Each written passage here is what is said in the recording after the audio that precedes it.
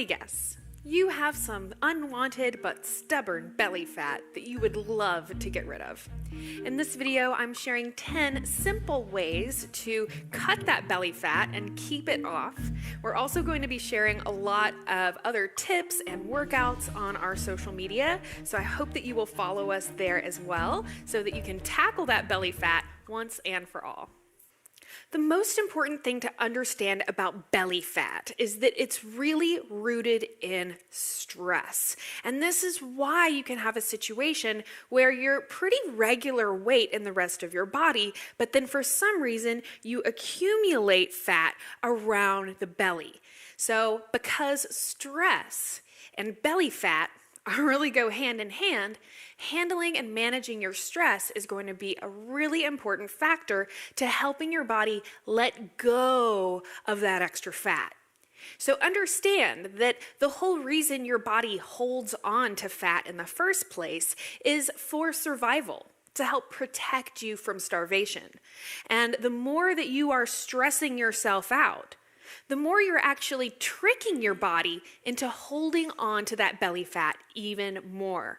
So, while it's not exactly easy to live a stress-free lifestyle, one thing you can do is actively make time to do things that are relaxing and stress relieving.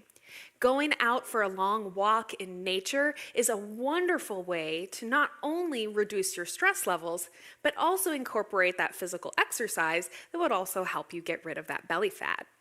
Getting more sleep is another wonderful way to reduce the levels of cortisol or stress hormone that cause belly fat. And just consider that everything you do in your life that helps you live a more relaxed and happy life is literally helping you get rid of belly fat. The second way to lose belly fat is actually to stop doing sit-ups, or at least to stop only doing sit-ups. So here's what I mean. First of all, you can't spot reduce.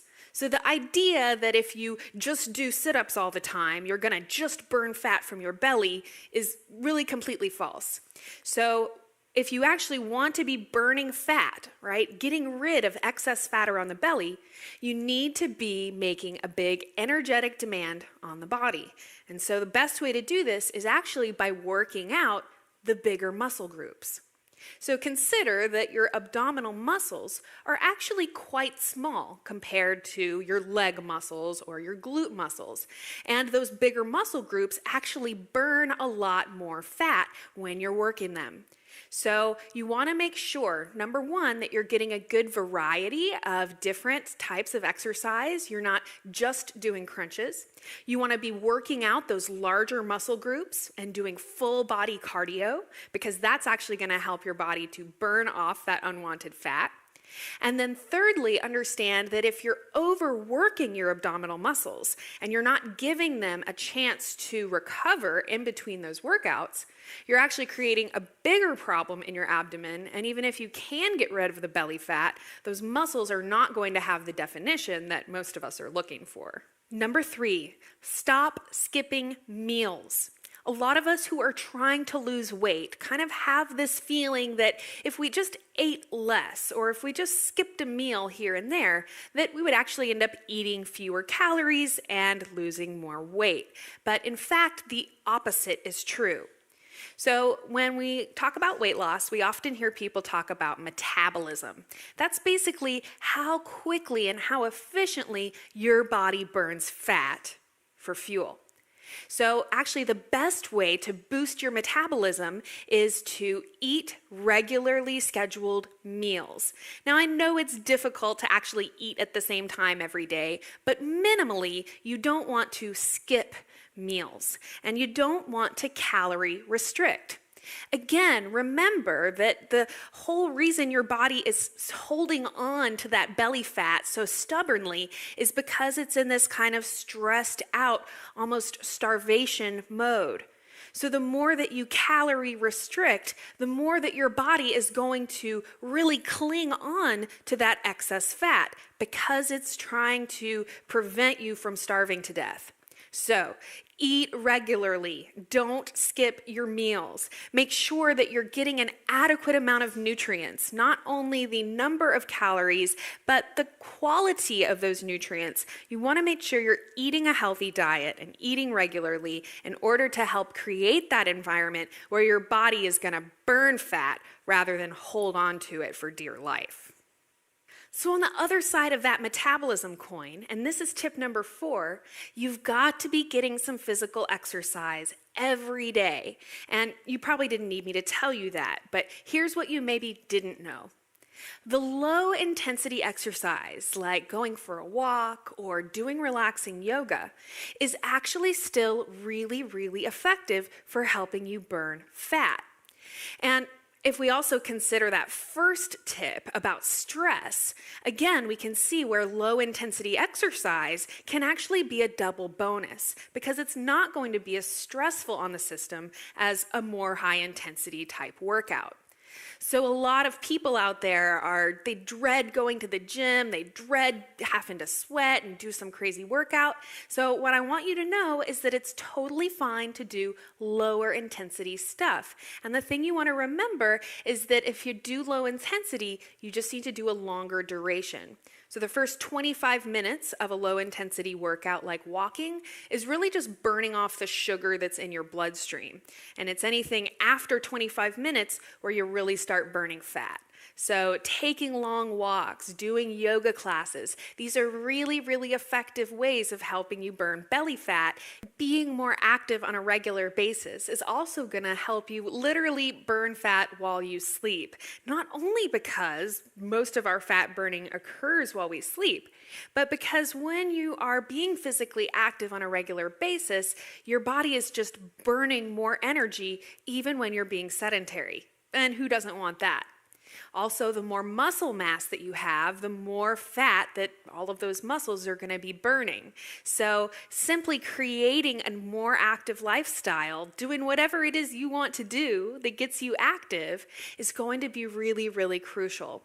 And then tip number 5 would be incorporating high intensity interval training wherever you can. So basically doing little bursts of very high intensity exercise in the midst of your workouts. It's a really great way to just help push you up to that next level.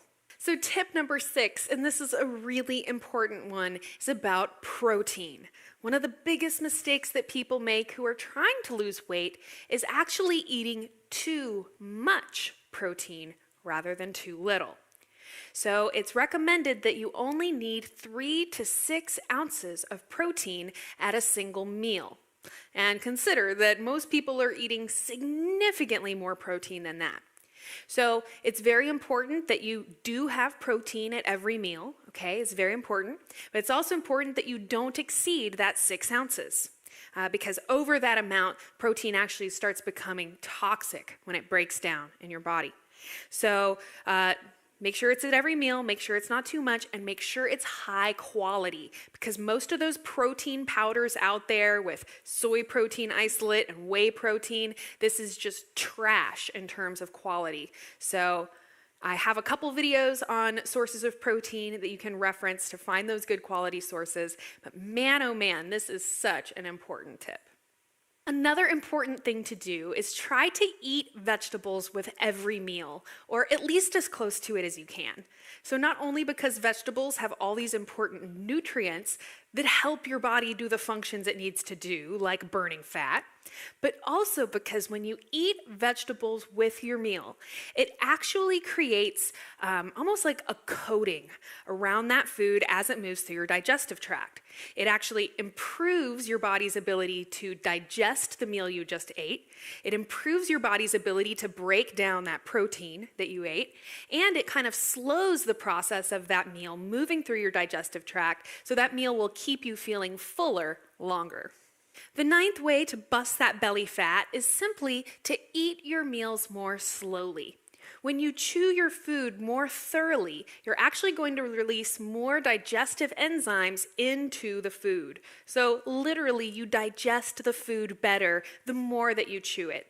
Also understand that when we're eating really fast or eating while we're doing something else, it's a stressful condition for the body. So thinking back to tip number 1 about reducing stress, a great way to do that is simply to have a slower meal where you're being more conscious and just paying more attention to your eating rather than eating on the go. My last tip is to try and keep your insulin levels low and to avoid spiking your blood sugar levels constantly throughout the day. Now, I've talked about this in a lot of different videos that you can reference for more information, but the bottom line here is this. Not only does sugar spike your insulin, but refined carbohydrates like white bread and potato chips are just as bad. So trying to avoid those foods as much as possible, especially when you're snacking. Okay, things like healthy sources of fat, all right, nuts and avocados are good examples. They're going to have a minimal spike on your insulin. So using healthy fats for your snacks is a great way to keep those insulin levels low between meals. So I actually have dozens of other tips about weight loss and belly fat. If you would like to see more videos on this topic, please let me know.